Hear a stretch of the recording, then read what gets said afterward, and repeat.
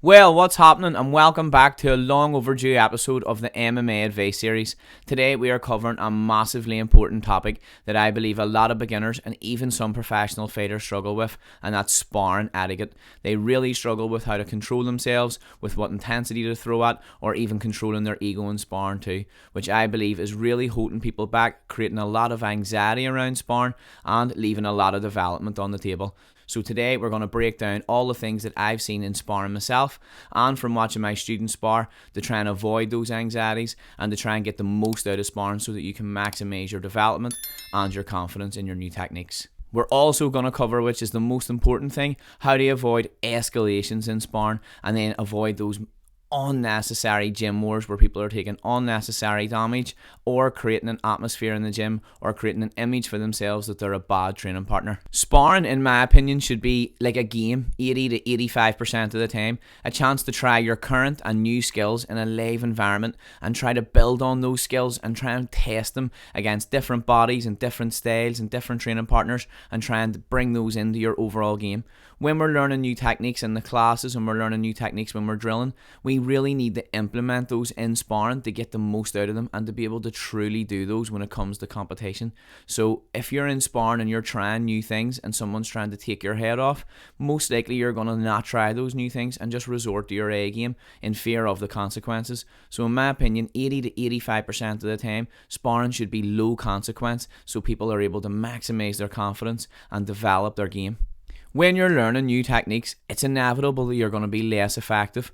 So like I've said, when you're trying those new techniques, it's very important that both of you and your partner are on the same page, that you know that you're going to be trying out new techniques on each other and not to be trying to take each other's heads off. Because whenever that happens, the fear of those consequences just makes you not want to try new techniques at all, and you'll just go back to what you know. And if you're always training with what you know, you're always going to get what you've always got. So it's so important to have those levels of training and to have that intensity controlled across the board so that you can get the most out of your training.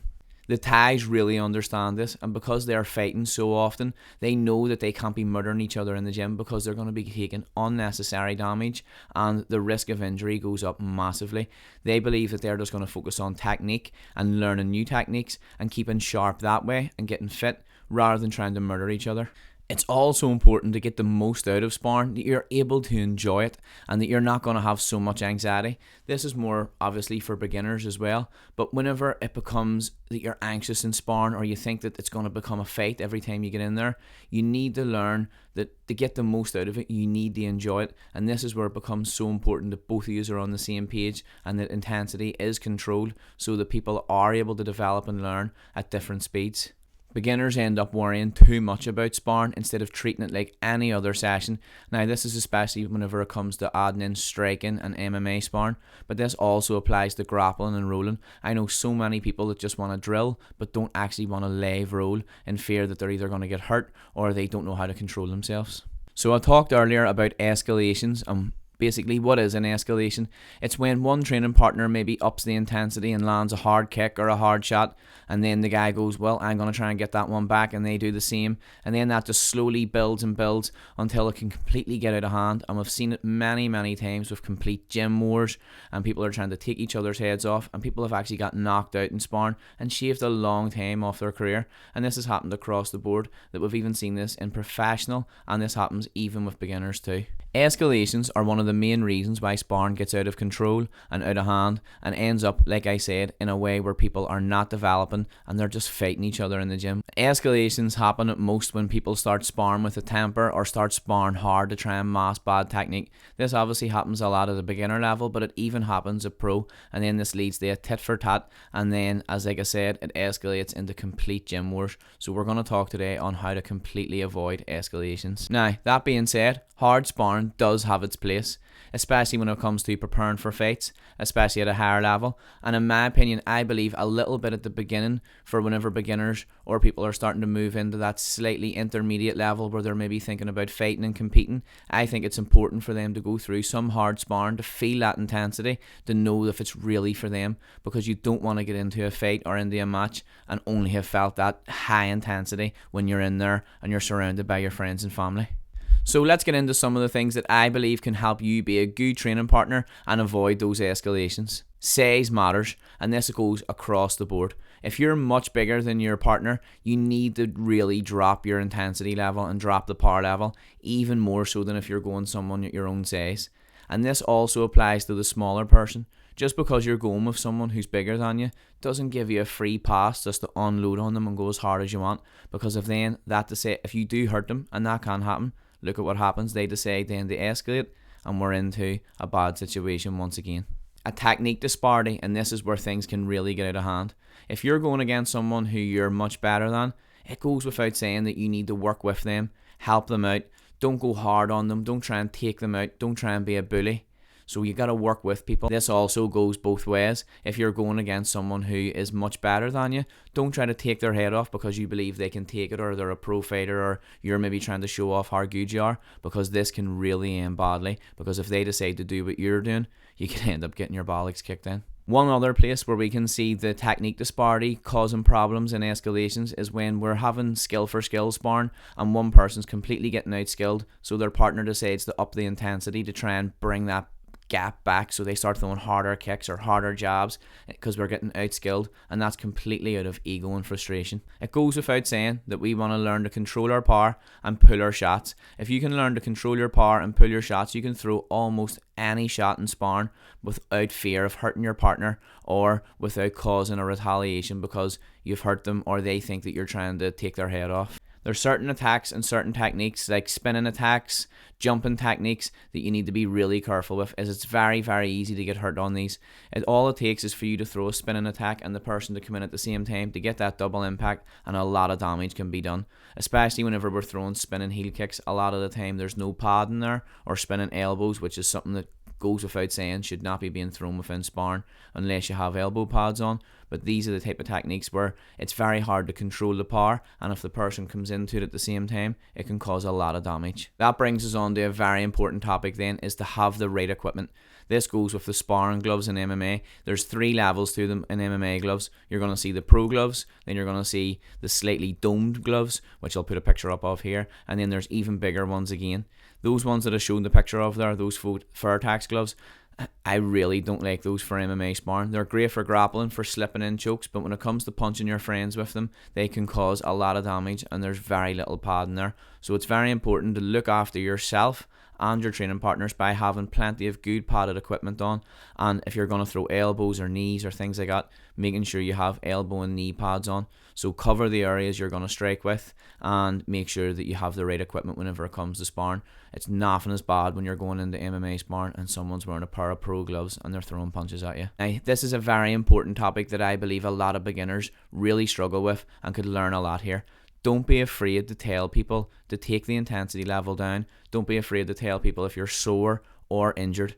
There's nothing as bad as going into a roll when you're hurt and someone tries to take out your sore shoulder, and then that again leads to an escalation. If you're hurt, tell your training partners so that they can work with you. Or if you feel like your training partner's going too hard on you, don't be afraid to say, look, could you take the intensity down a bit here because I want to learn a little bit more, or it's too much for me. If anyone was to say that they didn't want to, then they're being a dick. I tell people all the time, especially whenever I'm sparring with my students, if I feel like they're going too hard, I'll tell them to take it down. At the end of the day, some people don't know and they need to learn. So don't be afraid to tell people to lower their intensity. Don't be afraid to tell people if you're hurt or sore. There are a few things that you don't want to do in sparring. There are a few techniques that you don't want to throw. They would be considered dick moves. And a few things that I've seen over the years that really, really pisses me off whenever we're sparring people. So it's important to hear these things so that you can try and avoid them. Teeps to the face are a no-go in sparring. They can cause a lot of damage. They can hit you in the mouth and break your teeth. They're just pretty disrespectful, and you wouldn't want to throw a teep to the face in sparring because of the risk of injury to your training partner. This one kind of goes without saying, but unfortunately I have seen many beginners and even some pro fighters doing this in sparring, and it is stomps or oblique kicks to the knee. This is a seriously bad thing to do to your training partner, and to be honest, if people were doing this whenever I was sparring them, I absolutely would never spar them again, because the risk of injury here is great, and it's not just a risk of a small injury, it's a risk of absolute catastrophic injury. We've seen John Jones have great success with these. I'll put a clip in here as well. And, it's not something that you want to be doing to your friends. Another one is don't try to neck crank your partner trying to hurt their neck or whacking submissions on really hard. And this is especially whenever it goes for the legs. You don't want to be grabbing at heels and trying to snatch your partner's heel. You don't want to do anything like that which could risk injury. That's always the main thing. Don't try to injure your partners by trying to submit them. That's not what we're trying to do here. By injuring a training partner, you now have one less person to train with. Don't try to slam your partner whenever you're picking them up. Set them down with control. Don't try to slam your partner to try and get out of submissions. So many times whenever I've been sparring beginners, they've tried to slam me to get out of arm bars. And at the end of the day, what are you trying to do there apart from basically hurt your training partner? And I've just said what that's going to lead to. Another real dick move is upping the intensity after being told to take it down either by the coach or by the training partner, and that you just cannot control yourself. I hate training with people who do not know how to control themselves and are always going hard all the time. It's just so annoying, and it's just not a nice person to train with.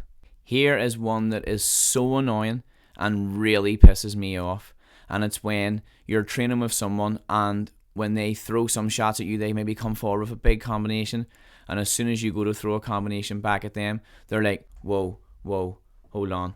Keep your left hand up there. Or the training partner, whenever you're just about to squeeze on that submission, you're just sinking a submission onto them, and they're like, oh, hold on, just keep your hand tucked in a wee bit more there, or squeeze a wee bit tighter. There is nothing as bad as training with someone like that. It is so annoying and so frustrating, and all that is ego, because they know they're about to be got, or they've thrown some shots at you and they don't like it whenever you throw back at them, so they're trying to interrupt your rhythm and stop you from doing it, or they're trying to make it out like they coached you through that submission, so then you didn't actually truly get it on them. Do not do this, please. Another thing that you don't want to do, and is so annoying, is throwing some shots late and lulling people into thinking that the intensity's a little bit lower, and then slamming in a really hard kick or slamming in a really hard tape. It's important that if you're going to keep the intensity low, that you do keep that across the board, and that you don't lull people into a false sense of security where you're just touching them and then smacking them with certain shots. It's okay if that's pre-agreed and you're saying, like, let's go light to the head and you can throw harder to the legs and body, as long as both of us are on the same page. If you can follow this advice, then I believe you'll be able to get a lot more from sparring. You'll be able to develop your game a lot more by adding in new techniques, as well as sharpening those ones that you have. Like I've said, hard sparring does have its place, but we want to avoid those escalations, and we can do that by making sure that we're on the same page.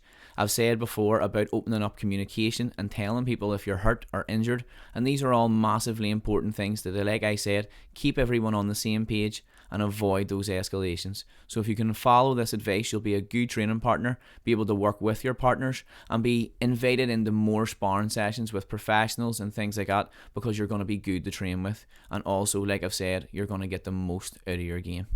So that's us for another episode. I hope you've enjoyed it. If you believe that someone could learn from this video, then share it with your training partners. And if you've enjoyed it, don't forget to hit that like button. Let me know in the comments some things that you absolutely hate what your sparring partners do and that you think is a real dick move. I really hope you're enjoying these MMA Advice Series. And if you are, don't forget to hit that subscribe button, because it really helps me out. And I'll see you next time. Thank you.